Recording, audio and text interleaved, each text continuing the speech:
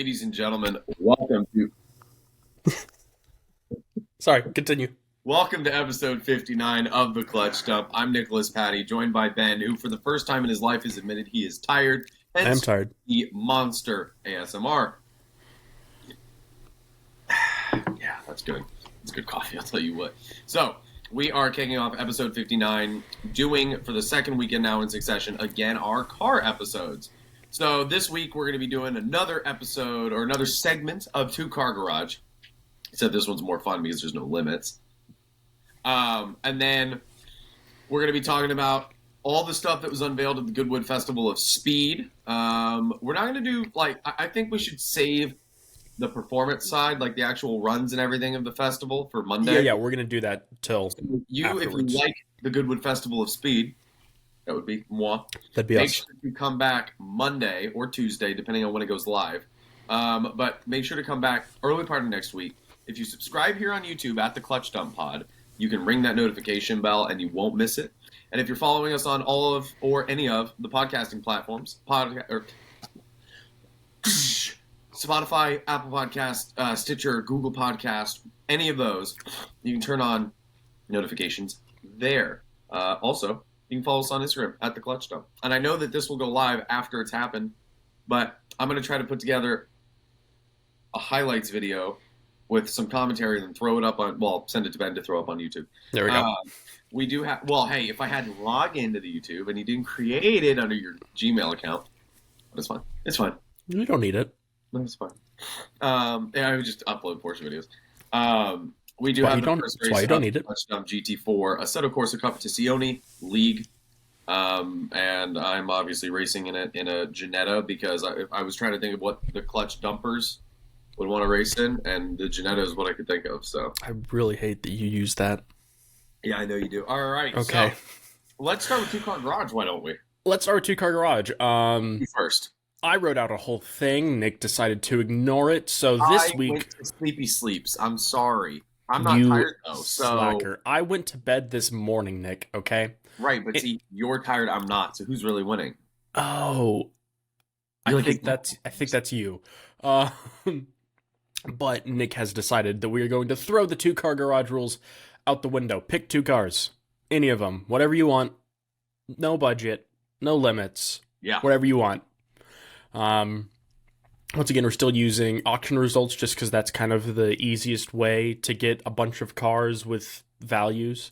I have picked two cars, one of which will probably surprise Nick. I doubt it, quite frankly. But my first car is a 2007 Celine S7 LM. Why did you think that was going to surprise me? You literally said a few days ago that the Celine That's S7 was one of your favorite cars. That's not the one that I think is going to surprise you, Nick. Oh. But the LM is the final edition of the Celine S7. This one has 158 miles on it. If you don't know what that means, it has a twin turbocharged 7-liter Ford-derived V8, makes 1,300 horsepower. It's a 6-speed manual. It has no driver aid, so it will happily let you spin it into a tree. It's As silver. any good car would. It's silver with black accents, and it looks fantastic. Also, I just think the S7's a great shape, and this is about as good as an S7 gets. Nick, Patty, would you like to give us one of your cars? Yeah, so I'm going to give you the first one. I'm trying to find the second one because Bring a Trailer posted it on Instagram. And I was like, that's going to be on my... Which So two I'll Porsches do the did one you that pick? I found first. Oh, God, this coffee's going through me. The one that I found is the 1986 Nissan ZX300 Turbo Yeah. IMSA race car that Parnelli Jones drove at Yeah, that's cool. Riverside and others. That thing's awesome. That's pretty sick. I thought that one would surprise you. That's pretty surprising. I expected two Porsche badges, I will be honest. It was almost. My second car has half of a Porsche badge on it. So it's a Porsche Audi? Because my second car is a 2006 Roof RT12. Very, very solid choice, sir. Yeah. So two things. Number one, I've always liked the Celine S7. Number two, I've kind of been reading into roof and stuff this week, so I wanted to pick one. Good man. Yeah. So, in the RT12 is fantastic because it's based off the 997, which I think is one of the better looking of the current, of the water-cooled generation of 911s. And this one's fantastic because it's white over brown, and it's not houndstooth, it's like a white and black plaid seat insert, which is fantastic. Okay. So this has a twin-turbo 3.6 liter, flat six, obviously, makes about 600 horsepower. Can you go back and tell me what the prices were on your two? I'm just curious who has the more expensive taste with no limits. The S7 was 1.2. Yeah, you already win. Because it's an LM. And then the roof RT12 was 910. Ladies and gentlemen, you heard it here first. Ben has more expensive taste than I do. It's true, I do. You said no budget, so I literally went to auction results and sorted by highest bid and just scrolled till I found stuff that I liked. Which, by the way, wow. Actually, if you go to Bring a Trailer, which is what I did mine on, and sort by highest bid in auction results, you have to scroll for a while before you find any different cars. It is all things with Bugatti badges on the front, new Ford GTs, the hypercar McLarens, Speedtail, Senna, P1, 918 Spiders, Carrera GTs, 300 SL Gullwings. That's all you'll see for like 60 auction results. This isn't my next car, but I just found a Ricky Rudd Ford Taurus with the road car setup. That's pretty sick. Opened on, and it's a good old restrictor plate racer. Oh shit! Current business. Okay, but Mr. Patty, your second car. My second car is without a doubt the coolest car I have seen come up for auction in a long time. That is not a car that is. I guess this is very expensive, but not as exorbitantly as expensive as you'd expect a mid-60s pre-RSR Porsche to sell for. My car, as Ben probably knows from my Instagram story, is the 1965 Porsche 911 Coupe. And for people that are like, what the hell's a 65? Why? It won its class at the 67 Rolex 24 at Daytona, and it is. This is why it's so cool. It's less than 2 liters, so it is tiny little boy. Secondly, it is a 911 that was a factory Porsche built for racing before your RSs, before your RSRs, and more importantly, it's a non-R. So the 911 that raced in the 60s was the 911R that Porsche built. And this one was a non-R, non-RSR factory Porsche race car that won Daytona. How cool is that? That's pretty sick. It looks sick. It's lowered. It's got rolled fenders on it. It's got like a mix between torque thrusts and something else that looks sick. I love the low back bucket seats. And then, Ben, just because you're going to humor me, well, also the hand-painted numbers. The shot they have on Bring a Trailer from the dead rear of the car square on says everything you need to know. Perfect. Well, if you can throw those 2 links in our show notes, I will. I will add them to today's episode. I will edit this on my way to Dallas today. Oh, nice. For the people that are wondering what the prices on mine were, I didn't realize that the Nissan hadn't sold, so as of now, that's non-applicable. But the 911 is $441,000. What's Nissan at, just out of curiosity? Nobody's bidded on it. Tough. Oh, because Bring a Trailer probably added it today. Okay, well, fantastic. That is another segment of 2-Car Garage. I'll force Nick to do one of my silly written ones next week. I'll do another written one when I, first of all, don't go to sleep or to your texts in time. Or just decide to be prepared. Either one. I mean, quite frankly, if any of those things happen, stay tuned because they will be here. We do have a lot of things to talk about, so we are going to save news regarding a certain Australian, possibly named Daniel Ricciardo. We're going to save that for Monday's Motorsport episode. I'm on TikTok about it, not even gonna lie. Well, this isn't your TikTok, Nick, and I don't watch your TikTok, so you know, It's actually not true. I think I like that one. I did listen to the whole thing. I need But some points. That's all I'm saying. we will talk about the Daniel Ricciardo stuff next time. But what we are going to talk about Daniel Ricciardo, it's just Nick DeVries slander the entire episode, like just bashing Nick DeVries until he's a crying child. Actually, I was going to talk about my concern for Daniel Ricciardo in the future of his Formula One career, but we'll get to that Monday. What we are going to talk about... I think that episode's like 4 years out of date, isn't it? Quite possibly. Oh, The only person to outdo Fernando in his poor career moves. At least Fernando's not alone. Like, at least in the history books, people will be like, yeah, Fernando was bad, but you know who was worse? But you could be Daniel Ricciardo. I see your Fernando, I raise you Daniel. But like I said, we're not going to talk about that. But what we are going to talk about is a car that I don't think Nick likes, the Aston Martin Velour. No, so I do like it. And we're gonna. I assume there will be a photo. There will be several photos. I like it. But for listeners, this is a hyper limited production manual V12 car. Mm-hmm. Now, hear me out. If you made a car that looked like that with a manual and a V12, it wouldn't have to be extremely limited production. It might be more limited than your regular 911, obviously. But you could make one that wasn't such limited production. I swear to God, Honda just pulled that blanket down because he's about to suckle on it. I saw that. It's very funny. You can have this one. Good for you, Honda. I just want Aston Martin to say, you know what? The Vantage or the DB12 should always have a manual and a V12. They've already spent the R&D to develop it. Mm-hmm. Just put it in your normal cars. Oh, and also, styling doesn't cost anything. Granted, to actually make it look like that does. But designing something doesn't. And so if they just designed it... it costs no more than designing a DB12 or whatever. Right. You're showing me that an Aston Martin can look like that. We could do this. We won't, but we could. That's why I'm frustrated. Is like, if they just made this car not quite as nice and decided we're not going to limit production, it would be the coolest DB12 or Vantage they've ever made. And it would look more like their traditional Vantage, keeping some of those the old 70s Vantage in terms of design. So I'm just upset because I don't have any money.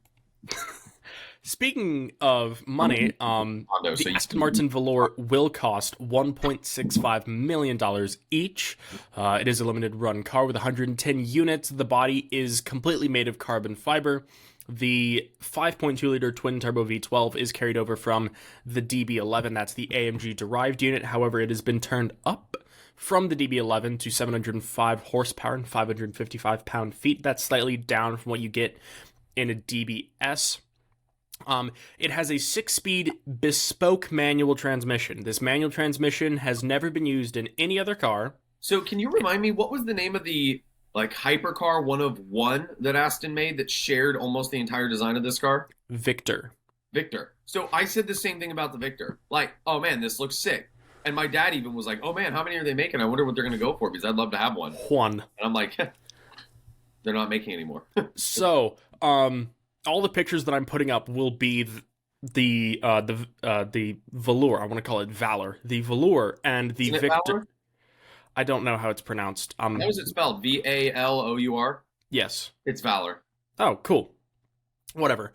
I've heard it pronounced Velour and everything I've listened to or read. Silly. Well, silly people might be right, but it'll be an overlay of those two cars. If you actually look at them, the design is similar, but they're not the same because the cars actually share 0 components other than the shift knob. So the Victor... Again, that's Aston deciding they're going to make everything exorbitantly unique and expensive on purpose. Exactly. So the Victor, which does look better, it is lower, it is wider by like 3 inches. It's longer because of that is a Vulcan. So that's an NA V12 with another bespoke 6-speed manual transmission. That car is much more extreme. It's much more like a GT2 RS touring type thing. And then this is more of like a GTS a kind 911S. Yeah. Yeah, like this is a bit more turned down. underneath, I assumed it was going to be based off of a Vantage or a DB11. It's based off neither. It's its own bespoke chassis. It's longer than a Vantage in wheelbase, shorter than a DB11, wider than both, lower than both. Just horribly overcorrecting for like 20 years of Ford ownership where everything was a reused chassis. Like, oh, this is actually a Ford Expedition chassis under our DB7. Enjoy. Well, apparently... And now they're like, we have chassis that can work. Make a new one. Apparently, they've been working on this car since the Victor came out. This has been like a 2.5, 3 year long project. That's why inside it has all the old DB11 infotainment, not the up-to-date DB12 infotainment. But 6-speed bespoke manual transmission, they couldn't use the one out of the Victor because this makes substantially more torque than the Vulcan motor, because the Vulcan motor is a small displacement, high RPM V12. It makes like 2 pound... Which is better. Which is better, but makes like 2 pound-feet of torque. Something you'll like, Nick, is this exhaust, because it's a limited production car, it allowed them more freedom to do things. Well, because it's a smaller volume production car, they need less airbags and it has to follow different safety regulations, which also means the exhaust can be really dumb and loud. So it's really dumb and loud for Mr. who likes the DB11 sound. It is the most customizable Aston Martin ever made. There are 500 trillion specs for the Aston Martin Velour. Valor, whatever. Velour's a shitty fake suede. Son of Victor, whatever you want to call it. But there's 58 different paint colors that you can get on the Valor. There's 4 different wheel colors. You can have your carbon in 6 different colors. You can option your brakes in 6 different colors. The interior is basically whatever you want it to be. You can get the interior in tweed if you want, which means you can have a V12, a 6-speed, and tweed all in the same car. That is. It's so good. I never thought I'd hear. It's so good. It looks fantastic. There'll be pictures of the interior up here. I personally think it's one of the coolest cars Aston Martin's ever made. I would agree. I watched so many videos on this car just because I'm kind of Aston Martin obsessed at the moment, and pretty much what all the people said is. Like, financially it doesn't make sense to make more than 110, like with how much development cost. If you made more, like if you made 1,000 of them, you couldn't charge $1.6 million for them. So like it just doesn't make sense. So when they started the project, they knew they were only going to make 110. That was kind of the whole thing. I think it's a beautiful car, and this makes number 2 of the 8 cars that Aston Martin is going to debut in a 24-month period. First being DB12, this being number 2. And if we keep going at this pace, we should see all of them by like October. Yeah. Considering if you want to shift to the Lamborghini and keep talking, I'm going to run to the bathroom momentarily. I can shift to the Lamborghini. So, if you did not see our Le Mans episode, we did have a full episode on Le Mans and regarding the new hypercar classes in WEC and IMSA. And this week at the GoodWood Festival of Speed, Lamborghini has debuted the SC63, as they're calling it, which is their entry into the hypercar class, including the GTP class, which is the IMSA version. So if you don't know, if you don't follow sports car racing, you don't follow the top class of prototype. Excuse me. In IMSA, they follow a slightly different set of rules than they do in WEC, and the reason for that is basically balance of performance, and the GTP cars, which is the IMSA cars, are a bit cheaper. If you're racing in GTP in IMSA, you can't develop the chassis for your car. You have to use one of 4 companies: Ligier, Dallara, Multimatic, and Orica. If you've heard of those companies before, they make a ton of race cars. A lot of them make LMP2 and LMP3 cars. So if you're building a hypercar for IMSA, you have to use one of those chassis. If you're building a hypercar for WEC solely, you don't have to use one of those 4 companies. However, if you race in IMSA, you can race in WEC. If you're only racing in WEC, you cannot race in IMSA because you're not using one of those 4 bespoke chassis builders. And the Lamborghini SC63 is the first of the GTP cars to use the Ligier chassis. So, Lamborghini's using Ligier, Cadillac and BMW are using the Dallara chassis. So despite the fact that those two cars look pretty different underneath, they are the same suspension geometry, same wheelbase and layout. Porsche is using Multimatic and Acura is using Orica. This car has something pretty new for Lamborghini. It has a 3.8 liter twin turbo V8, which could find its way into the Huracan successor, which we saw camouflage photos of this week for the first time. We're pretty sure that's not going to be a V10 car in the Huracan successor because Lamborghini pretty much told us it wasn't going to be. So 3.8 liter twin turbo V8. Obviously, the whole thing is limited to 670 horsepower, 700 horsepower, whatever it is, whatever all the GTP cars are limited to. But supposedly it could rev to 10,000 RPM, which is always exciting. So how good do you think it's going to be? How competitive? I mean, here's the thing, though, is multiple things. Number one, Lamborghini has never had a works team in endurance racing. I mean, there's obviously the Huracan GT program, but nothing like this before. So this is very new for Lamborghini, which is nice because multiple things could happen. It could be crap, and it's like, hey, this is our first time. Sorry. Or they could be great, and it's like, yeah, turns out we should have been doing this since the 80s. I don't know. But it's kind of a clean slate for Lamborghini, so I have no idea if it's going to be good. I mean, obviously, from a business standpoint, it's a no-brainer. It's way cheaper than LMP1 to get into.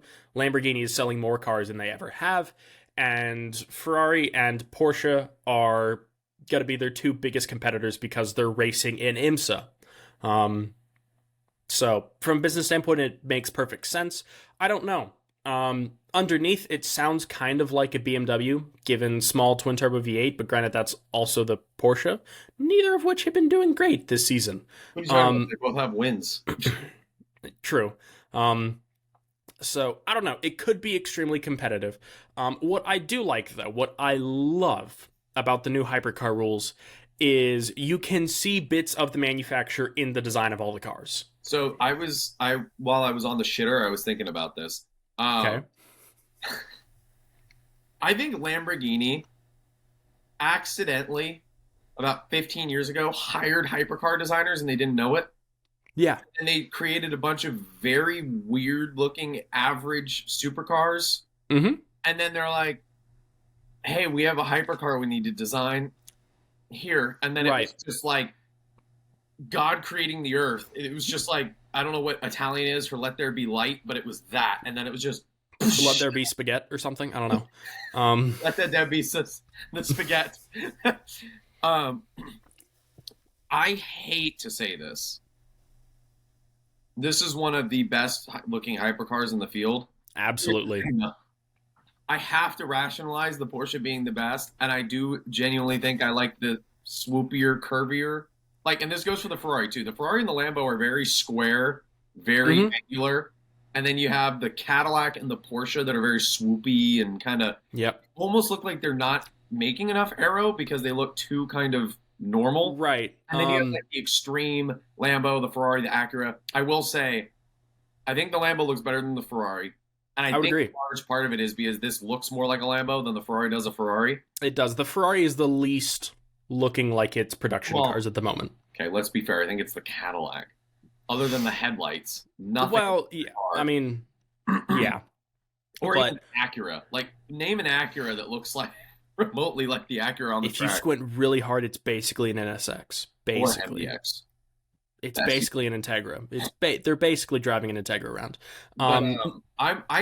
So real talk though, I don't think they're going to do well at all. I think it's going to be like Van Wall. Now here's the thing: IMSA has BOP, so that will be quickly remedied in IMSA. In 2024, when they run in WEC, that's when I think they're going to have issues because there is no BOP. So if you're off on a bad foot like Van Wall is, you're just stuck. Like it's on you to get better because they've never raced with a V8. A V8 for Lamborghini is only something that we last saw in the late 80s, early 90s. Yeah, because the one on the Urus is just an Audi motor. I didn't even know it was a V8.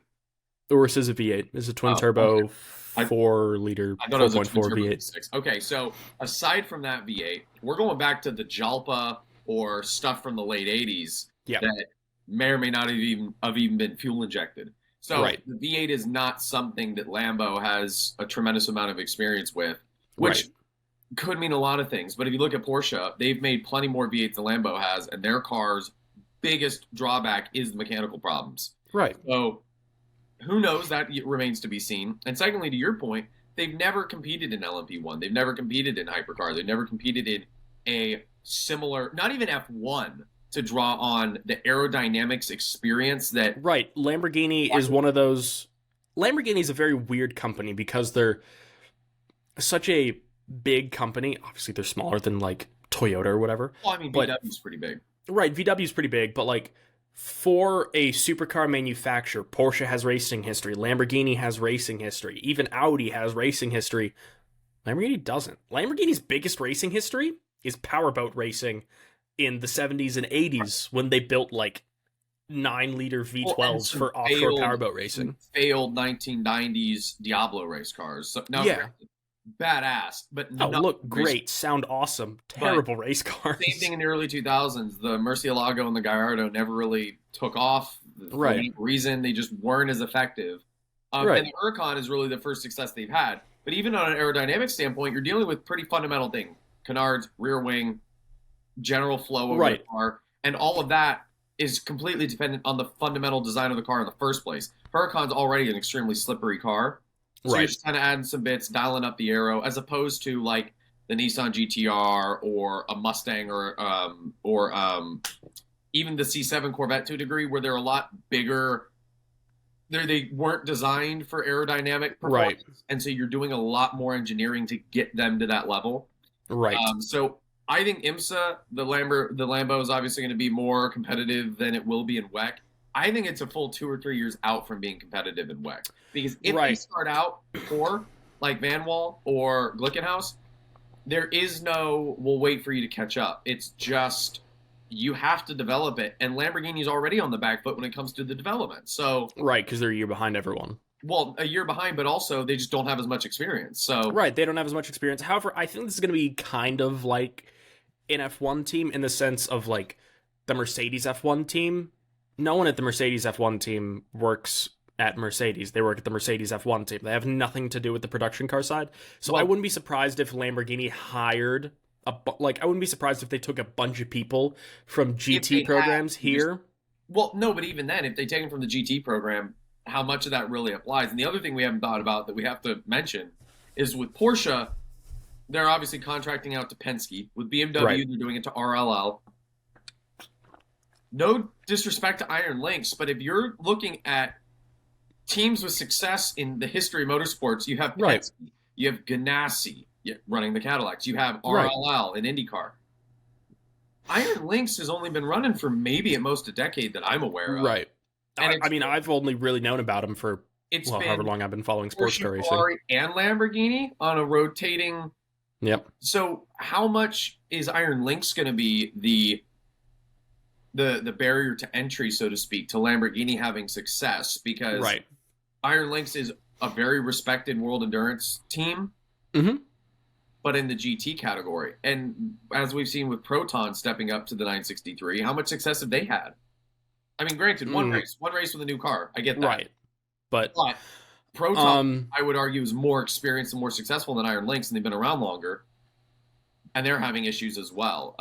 And obviously, Joda having success with the Hertz 963, they were in LMP2, and that's a lot more of a crossover to the It's much closer. It's a similar team. It's a similar dynamic. But speaking of the team, all we do know about the Iron Lynx program is that they will have 2 drivers announced so far in Daniel Kvyat and Roman Grosjean. They have more. They have more announced than that. Those are the only 2 that I saw in the thing that I read. If there's more, then I'll put those names up here. But those 2 have been announced. Roman Grosjean obviously announced this a while ago when Lamborghini announced that they were going to build this. I have the full. You do, well, please. Not the full. They have not announced 2, but I have the rest of the drivers. Okay. Mirko Bartolotti, who's a factory Lambo driver, Andrea Caldarelli, who's also a factory Lambo driver, and then Roman Grosjean and Mhm. Danny Kvyat. And then they have two more to announce Perfect. at some point. But they took their GT3 factory drivers like Porsche did with Mathieu Jaminet and Matt Campbell and stuff like that, and they're just promoting them to the top category. Yep. But what this really shows is, I think that this top class of hypercar, especially since it's so much cheaper and there are going to be customer cars, I think that in 2, maybe 3 years' times, I think that hypercar is going to be the place I think it's going to be an over 20 car grid. I think it's going to be a massive grid, which is going to be super exciting. And then I also think it's going to end up being a place for either the really good GT car drivers, or it's F1 drivers, or I wasn't going to say that, but old retired F1 drivers. Degrees, where you at?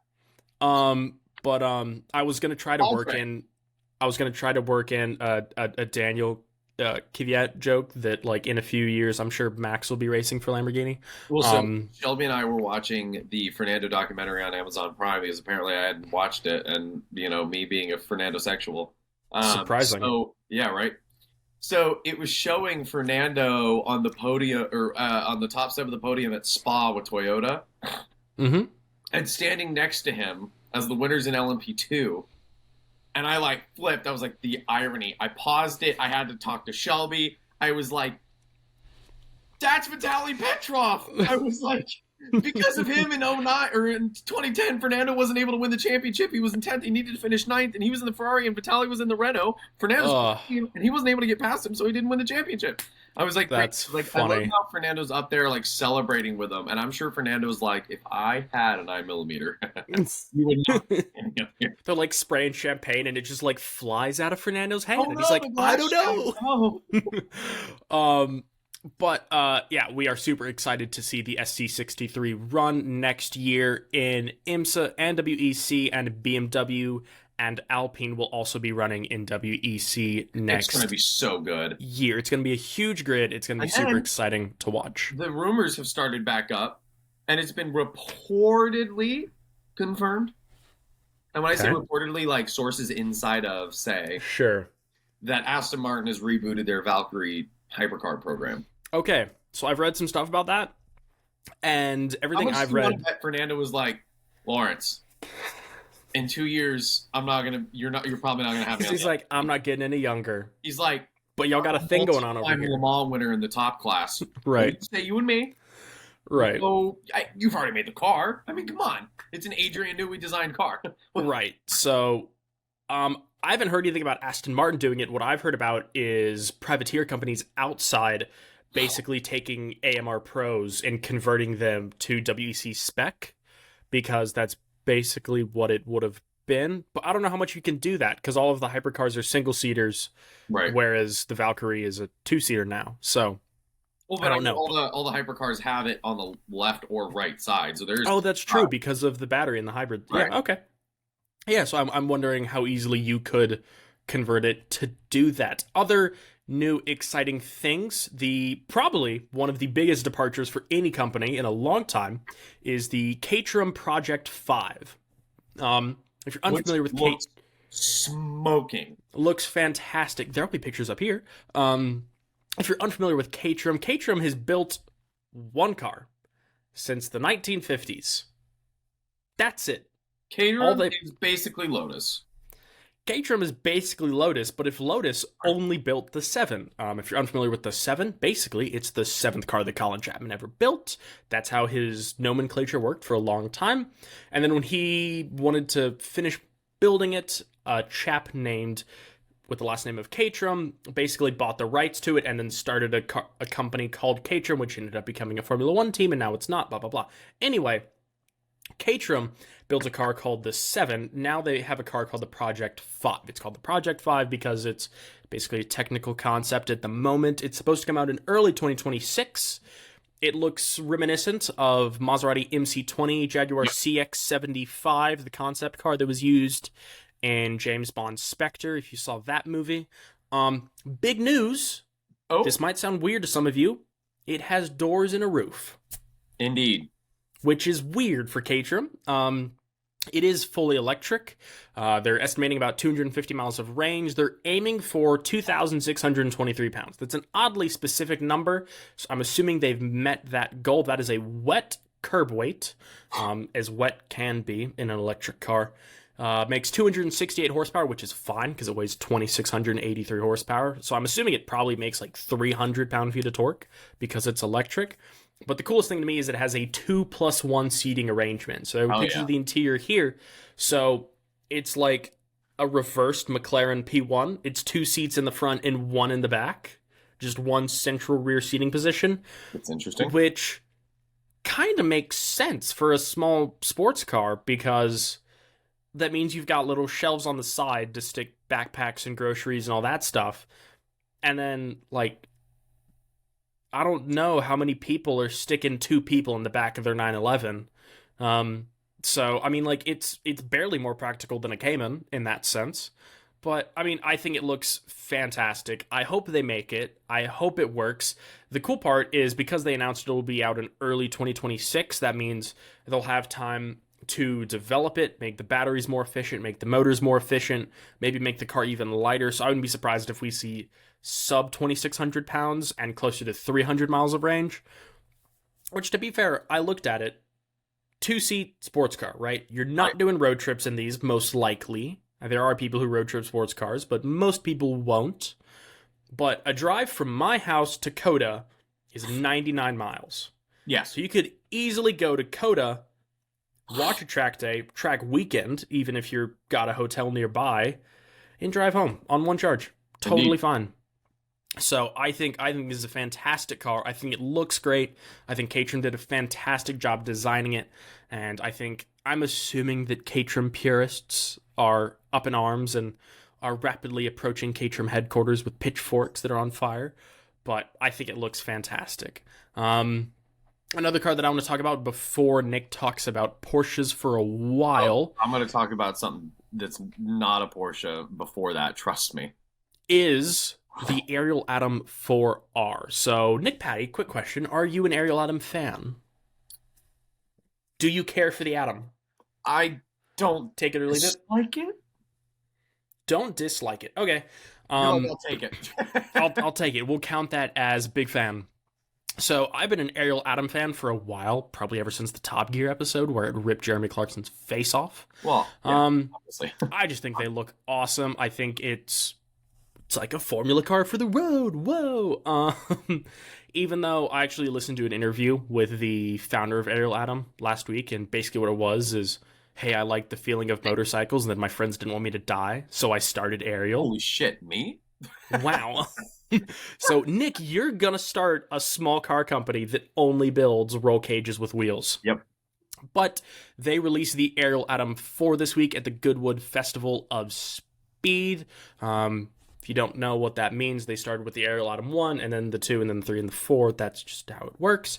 The Ariel Atom 1 supposedly was very twitchy and prone to snap oversteer and like to try to kill people.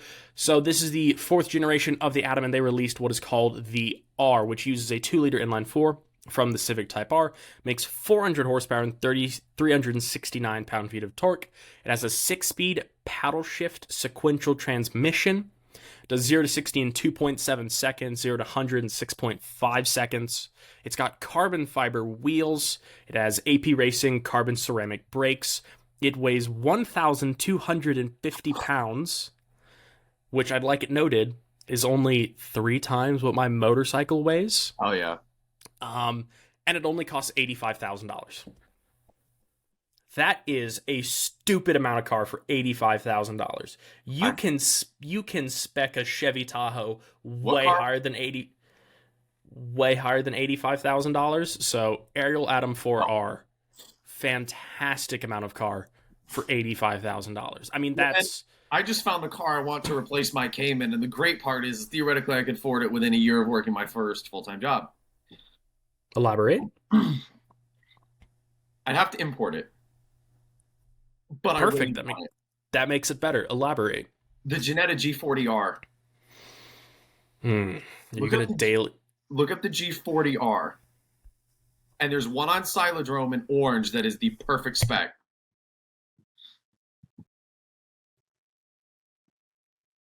First of all, it looks as true to the original G4 as you can in a modern car. I mean, that looks power Ford motor that's easy to fix, and it is carbon fiber, Lotus-like minimalism, fuel cell. Man, I'll tell you what, though. I like the title of this article here about the G40R, which I guess I'll put a picture up here. The unusual Lotus Elise rival from West Yorkshire, which it's like, if you like Lotus but want one from a smaller manufacturer. Oh, it's, is it EcoBoost based or Ecotech based? I don't know. Interesting. Tell me that's not a hot-looking car, dude. Oh, it's a great-looking car. I would have to have the wing on the back, though. Oh, you gotta have the wang. Dude. That's so sick. They go for 38 to 42 grand. That's like the range. Are you gonna daily a G40R, Nick? I absolutely would. Yeah, it's a Ford Duratec motor. Sick. Yeah. I can't believe I said Ecotech. Ecotech is Chevy. I'm sorry, Ford purists. My apologies. I just want to apologize to all the Cobalt owners out there. My bad. What do you think? But I mean, that's sick. I don't know where you're gonna buy parts, but that's cool. It's a Ford motor. Not the motor, the rest of it. It's Ford. That's fine. Yeah, but like the axle boots aren't, and the differential isn't, and the suspension parts. I'm sure it is all recycled from different cars. It is guaranteed. Janetta made none of that car other than the body. So there were. Well, Nick, do you want to go through some of your bullet points? Yeah, we can. I'm just obsessing over this car I can't afford in a country that I don't live in. Okay. That is a typical Nick Patty sentence. Okay. Usual Nick Patty moment. Cool that the 911 Dakar ran the Festival of Speed Hill, and the that's pretty cool. Was funny as they were just like, oh, he's not messing about. Like I'll tell you what, man, I've been watching some of the runs because they live stream the whole thing on YouTube, right? And you'll hop on and there will be like dudes kind of like putting up like the dudes that are in like priceless cars, like the 917s, like don't go like 10 tenths or whatever, like, you know, they'll give it a little rev past the crowd or whatever, and then like they'll pan back to the start line and there will just and there's the pink pig RSR that's just doing a burnout for the whole length, like halfway through the first corner. Right. So like, that dude knows and then what's my up. favorite bit of commentary from the festival was when the Jaguar's wheel flew off, and like after it had, did you not see this? No. An old Jag, I think it was the XK120 sedan. After the first corner at about 80 or 90 miles an hour, had a rear wheel fly off, and it struck people in the crowd, and a few people were hospitalized. Jesus. But the commentator, so after the wheel flies off, there's a whole like second or two of delay, and then very calmly one of the English commentators goes, "Oh, that's not ideal." It's just like, I love that, man. That's so funny. Jaguar losing a wheel. That's one way to put it. That is not ideal. You are correct. So also, fun fact for people like my father, Dad, this is for you. Hi, Dad. The car you've wanted for 20 years is finally coming to the U.S. The Morgan Super 3 is Your dad's a Morgan 3 fan? Yeah, he loves them. Oh my gosh. I saw a Morgan 3-wheeler in Bernie. Yeah. Years ago. I mean, I was probably... It would be in a Ginetta. You'll never be as cool as a Morgan 3-wheeler owner if you have a Ginetta. I'm sorry. I don't like you. But it was a Gulf color scheme Morgan 3-wheeler in Bernie, like on Main Street. And I was like, I was like, why is that dude driving a tricycle down the road? And it was like, I didn't know what Morgan was. Right. And then like several years later, when I figured out what a Morgan 3-wheeler was, I was like, that was that thing that I saw all those years ago. So in other news, that's not a Morgan 3-wheeler. Lotus unveiled their electric SUV, the Lotus Electra. Electra. There's no C. What? Yeah, no. It's very weird. It's ELETRE. Electra. There's no C. So just when I thought it was not creative, because it's basically electric with the letters switched around. It's so much worse than that. It's Electra. Okay, well, either way. And my favorite commentary on this was from thedrive.com. Okay. And they said the Lotus Electra does not simplify, and it certainly does not add lightness. Okay. So, I've done a lot of reading into this car because I like Lotus. And if you know me, I like Lotus, and I'll try to defend Lotus to my grave. Here's the thing. That's not a Lotus. No. And I don't mean that in like, oh, it's not a Lotus. It's not a Lotus 7. It It's doesn't not have an a Cosworth motor in it. It's not an Exige Cup. Like what? It doesn't have a DFV motor. It's not a Lotus. It's not made in Britain. None of it is made by Lotus. There are no Lotus. Last an ownership term. So here's the thing. Lotus is now owned by Geely, which is a Chinese company. They also own Volvo. This car is made in China. Here's the thing, though. I've watched several reviews about it. Many people have said best electric car they've ever been in over a Taycan. They've said the build quality is outstanding. It's so fast. It's so comfortable. It handles so well. The Pininfarina Batista has a special edition now. And yes. People are listening. And it sounds like I just threw up in my mouth when I said that name. Because you did. Pininfarina is the design house that since the 50s has designed like 85% of all of the Ferraris ever, period. And soda machines. And Cadillacs. But also soda machines. Cadillacs. So, yep. Pininfarina is the most legendary design house for automobiles. And a few years back, they're like, you know what? No more of this bullshit. We need to make a car of our own. So they've created the Batista, which is named after the founder of Pininfarina. Yep. And let me just say, it's what a Ferrari should look like. It's fantastic. Scrumptious. Like, it's I could great. eat a plate and ask for seconds. So they've come out with a special edition that has 1,900 horsepower. It's a lot. So like the Spicy Camaro with the 2,300, if you option the different power plants and you do a little ventriloquist, and then Batista, 1,900 horsepower. Pretty spicy. What a Ferrari should look like. Yep. Electric, I believe. It is hybrid. Oh, it's just made it so much better. Yep. I think. Photo here, and one of the photos they did for the release of it was it doing like a hardcore 100-mile-an-hour drift. Oh. Nope. Fully electric. I was right. Okay. I was wrong. Sorry. Yeah, say it, Ben. Say that I was right. Say it. I was incorrect. So yeah, apparently they've been working on this car for literally 73 years. That's what Motortrend's reporting. Checks out. Got butterfly doors. It's got 726 pound-feet of torque and 300 miles of electric range. Which is pretty impressive out of a sports car. Yeah, if you want to call that a sports car. This thing's like batshit crazy. I mean, it's a hypercar for all things, but... Also, fun fact, Hot Rod Magazine posted, and I didn't know this. This is unrelated, and then I'm going to get to the Vision 357. The 3 concepts for the 4th-gen Mustang. 4th-gen Mustang. A different name for each one of the concepts. Yeah. The Bruce Jenner, the Schwarzenegger, and the... Oh, God, what was the last? Rambo. Yeah, I didn't know that. And then I was looking at it, and I was like, these are all hideous. Yeah, they're all terrible. And they went with Schwarzenegger, and that's why the chassis code is SN95. Drop some knowledge on you. There you go. Now you know. Too bad I hate Fords. I know, but they, Let me just make sure before I get on to the 357 that there's no other news. There's no other news. There's nothing going on. Okay. So, guys. It has come time to talk about Porsches. Huh? It has come time to talk about Porsches. And I have 2 things to talk about with Porsche. Okay, please, go. Apparently, Porsche has made their own tweaks to Apple's CarPlay. Okay.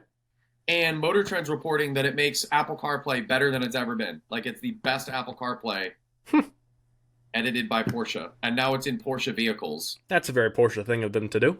The Porsche's like, we have over-engineered our cars to the 10s. We need to come up with something different. We need to spend our time working on something different. Let's go work on Porsche's or Apple's CarPlay. So anyway, that was a horrible German accent. The new Vision 357 Speedster is the Porsche that I am going to own one day. They just need to make the damn car. I will own one if they make one and they're not expensive. Or if they're expensive. Okay, so if you remember back, cast your mind back to when we reviewed the 356 or the 357 Coupe. Yep. there were a few design things about it that we were like, it looks good. It's just kind of awkward, or I Right. understand this. Throw that all out the window because I think the Speedster fixes all of it. Yep. Thoughts? I mean, I would agree. I think it's a fantastic looking concept car. That, sadly, I'll throw up the photos, but that front end shot is just. It looks great. It's a great looking car.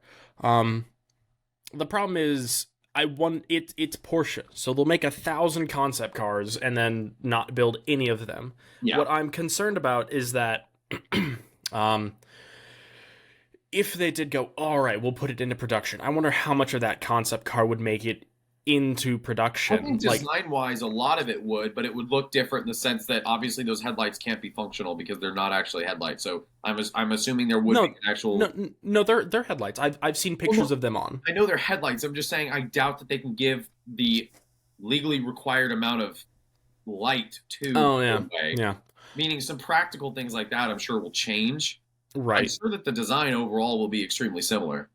Right. I just wonder how much of cooling ducts and that sort of stuff, because it's not electric. Underneath that is a GT4 RS or a GT4. I can't remember which one. It's one of the two. Who cares?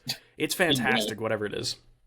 So underneath it's Cayman based with the 4-liter flat 6. But I wonder how much of that is usable. I wonder how much of it would function. Does that car drive? Because I know that the concept car doesn't. Because if it did drive, they'd be driving it up the hill this year, and they're not. Right. But because it's Porsche's 75th anniversary, if you haven't heard, should chuck the 4-liter turbocharged Cayman base motor in the back of it, and then dial it up to 11 because the 356 was a 4-liter or a 4-cylinder rather. Mm-hmm. So keep it original, and then give it a nice little 5-speed instead of Porsche's 7-speed manual because you're dealing with different gearing and all this stuff. And have it just be a high-revving 4-cylinder Porsche that is meant for the purest form of driving. And because when we talked about the coupe, we talked about how sick it would be if they did a 550 Spider retro thing. And this is kind of this in the same vein. Right. It'd be so cool. Imagine Porsche. Super sick. Listen to me. Listen, I know what Porsche people want. I am them. He's all of them. You know the Porsche 356 that won your first Le Mans with the arrow skirts around the fenders and that they're driving up the hill this year and the leather straps. Make a Vision 357 coupe that comes in that livery like a Sport Classic, but it would be a Sport Classic on the 357, and you get 356 homage. So your gauges get the green numbers on it, like the 356 and the 912. Mm-hmm. Please, for the love of God, it would be so cool, and make it cheaper than the Sport Classic 911 because you're only giving a 4-cylinder. Please, it would be so cool, and people would eat it up. You'd be appealing to the same people that buy the special edition Boxsters, and it's really just a Boxster S with a red top. Right. It would appeal to the same people, but it would be so much cooler. I think Porsche is at one of those points in their history where they're kind of like Ferrari. If they can do no wrong. Okay, a V12 SUV makes no sense. It makes no torque. You have to be up high in the rev range. It's a terrible idea for an SUV. You know what? There's a 3-year waiting list for a Puro Sangue, or whatever they're called. Yeah. So I think Porsche is at one of those things of any special edition, any heritage, homage, anything. I think people would just eat it up. So I think that looks fantastic, and I hope that we get, at some point, something reminiscent of the 357 concept. Some other things that are at the GoodWood Festival of Speed this year.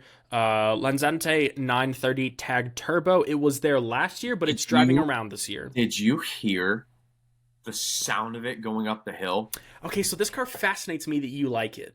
I know it makes sense why to like it. It's very appealing. It's a Formula 1 car engine in a 911. But it's a non-flat 6 power 911 that you're fascinated with. Sounds like it. It's very weird to me. So that looks fantastic. I don't know if you saw, I'll try to get some close-up pictures of it. But the whole car is made of carbon, the whole body is carbon fiber, right? Right. And they did the old turbo script on it, like the ones where it's fat and says turbo and then fades or whatever. Uh-huh. But all of the stripes are in bare carbon, and then they painted over them, so it just looks like the car is silver with gray stripes, and if you look at it, it says turbo, and the stripes are in carbon fiber, which is super cool. Gunther Works has one of its Tornado projects out there, nicknamed Bubblegum. It's bright pink. I think it looks fantastic. I love bright colors on 911s.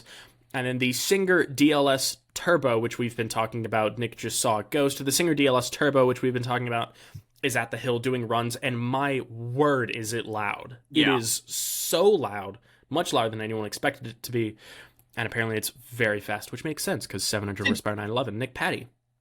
Did you know Ginetta made a GT3 car with a swan neck rear wing? Yeah? I thought they only made GT4 cars. No, they made a GT3 car. Guy, how can you be so calm about this stuff? What? I knew that. I'm sorry. Oh, why didn't you tell me? Because I thought you knew that you know things. Yes. You can get a in-period raced Ginetta G4, which is what my dad had 2 of, for less than $45,000. When my you can't date, but you can't daily one of those. No, but when my dad was buying them, they were a lot more than that. The more you know. The more you know. Nick Pat, did you have anything else to say about the GoodWood Festival of Speed? Anything else as we wrap this episode to a close? Yeah, in 12 months' time, here on this podcast, I will be driving a Ginetta G40R, and that is not a joke. That is a promise. Mark his words, ladies and gentlemen. Well, that is going to do it for episode 59 of the Clutch Dump. That's honestly a lot of episodes. So like Nick said at the top of the episode, make sure you go follow us on the socials at the Clutch Dump. Look for our little logo. Whatever podcast platform you're listening to this on, whether it's Spotify, Apple, Google Podcasts, Pandora, Stitcher, whatever you're on, make sure you follow or subscribe, whichever you can. Leave a rating and a review. It helps us grow and find a bigger audience. If you're on the YouTubes, make sure you subscribe, like, and share the video. Turn on the notification bell so that you get notified whenever the latest episode drops. That's going to do it from us here at the Clutch Dump. We will see you next time.